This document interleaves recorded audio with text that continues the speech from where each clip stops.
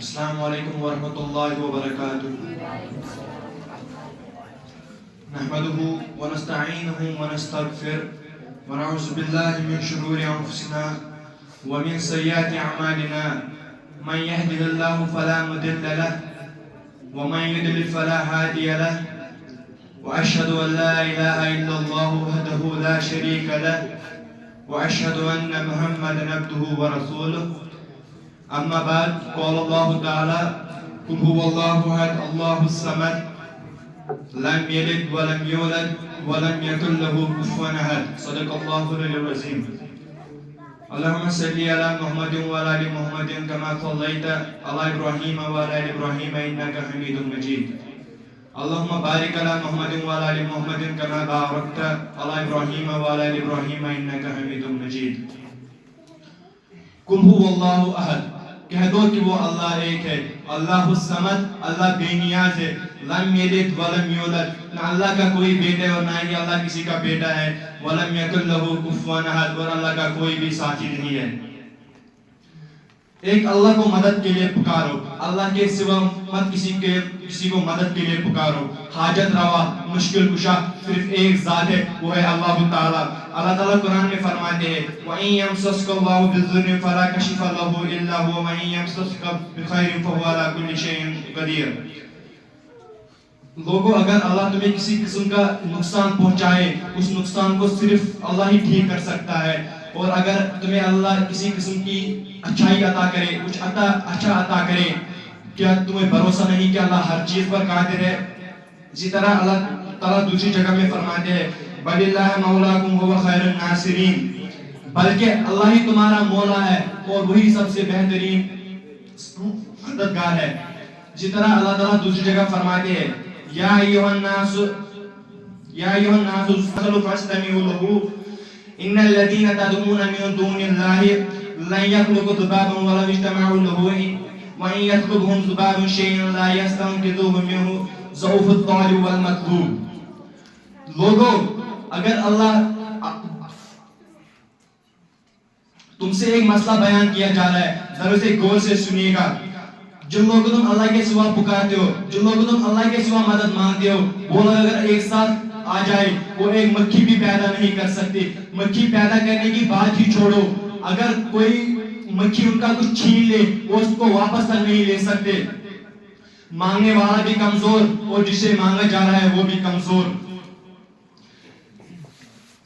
اللہ تعالیٰ سے نماز میں وعدہ کرتے ہو ایاک نعبد و ایاک نستعین، اے اللہ ہم تیری عبادت کرتے ہیں اور تجھی سے مدد مانگتے ہیں۔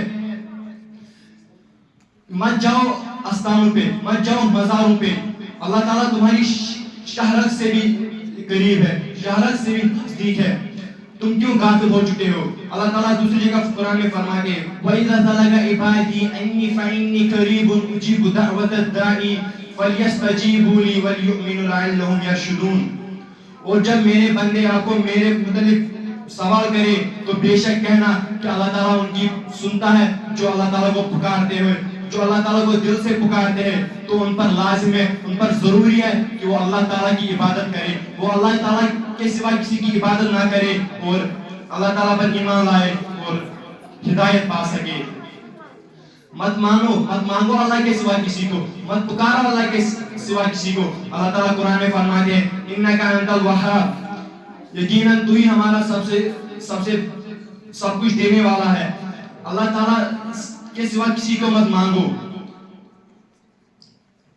ایک گناہ ایسا ہے جو پختہ توبے کے بغیر معاف نہیں ہو سکتا ہے، اور وہ گناہ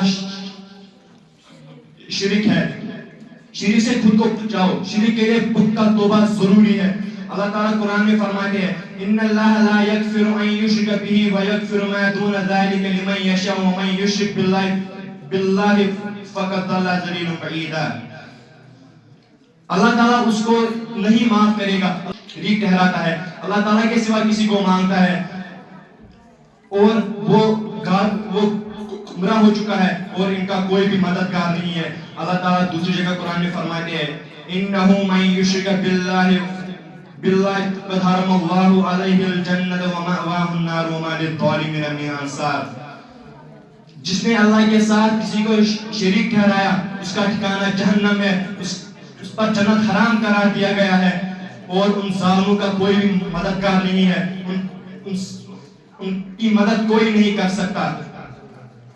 حضور اکرم صلی اللہ علیہ وسلم فرماتے ہیں قیامت اس وقت تک قائم نہیں ہو سکتی جب تک میرے امت کے لوگ بت پرستی نہ کریں، مشرکین نہ ہو جائے، اور نعوذ باللہ کہ وہ اپنے آپ کو آخری نبی ٹھہرائے۔ نعوذ باللہ یہ کتنی بڑی بات ہے جو آج کل ہو رہا ہے۔ اللہ تعالیٰ قرآن میں دوسری جگہ فرماتے ہیں وَمَا يُؤْمِنُ أَكْثَرُهُمْ بِاللَّهِ إِلَّا وَهُمْ مُشْرِكُونَ، اور ان میں سے اکثر لوگ ایسے ہیں جو اللہ پر ایمان لاتے ہیں لیکن ساتھ ساتھ اللہ کے ساتھ کسی کو شریک ٹھہراتے ہیں، اللہ کے سوا کسی کو پکارتے ہیں، اللہ کے سوا کسی کو مانگتے ہیں۔